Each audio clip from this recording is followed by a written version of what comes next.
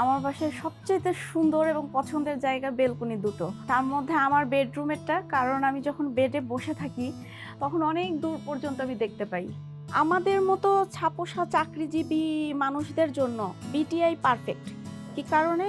আমি অন্যান্য কোম্পানির সাথেও অনেক কথা বলেছি, অ্যাকচুয়ালি স্যাটিসফাইড হতে পারি নাই। তখন আমার হাজবেন্ড বলছে যে তুমি বিটিআই এর সাথে কম্পেয়ার করলে বিটিআই ছাড়া অন্য কোথাও অ্যাপার্টমেন্ট কিনতে পারবে না।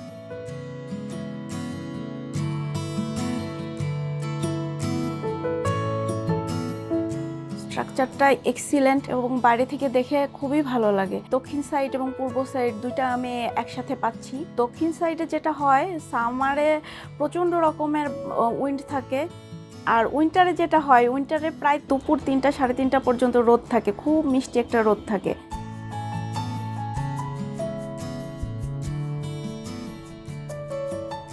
ছাদটা তো এক্সিলেন্ট। ছাদে আমি হাঁটতে যাই, গেস্ট আসলে নিয়ে যাই, ফটো সেশন করি।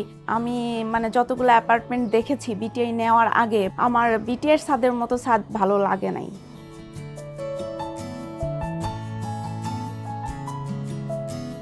আমি অন্যান্য কোম্পানির সাথেও অনেক কথা বলেছি। প্রথমেই দেখা যায় যে অনেক বড় অ্যামাউন্ট, একটা বিগ অ্যামাউন্ট দিতে হয়, কিন্তু বিটিআই বোধহয় আমাদের মতো নিম্ন মধ্যবিত্তদের জন্য ইনকাম অনুযায়ী ওরা পেমেন্ট শিডিউলটা করে। এটা আমাদের জন্য একটা বড় সুবিধা। পেমেন্ট শিডিউলটা এত সুন্দর ছিল, লাস্টের অ্যামাউন্টটাও আমাদের সুবিধা মতো ছিল।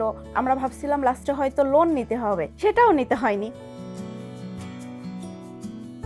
আমি ভাড়া বাসায় ছিলাম, তো বলে দেওয়া হয়েছিল যে আমরা ছেড়ে দিব। এরকম সিচুয়েশনে বিটিআই আমাদেরকে জানিয়ে দেয় অন টাইমেরও কয়েক মাস আগে দিয়ে দিবে। সেক্ষেত্রে আমার ভাড়াও কিছু সেভ হয় এবং আমার প্ল্যান অনুযায়ী আমি উঠতে পারি।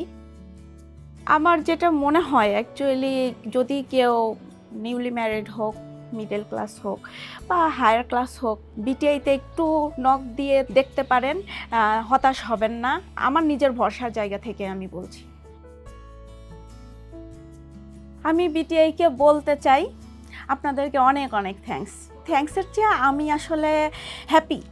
আমার নামটাও হ্যাপি, আমি নিজেও হ্যাপি।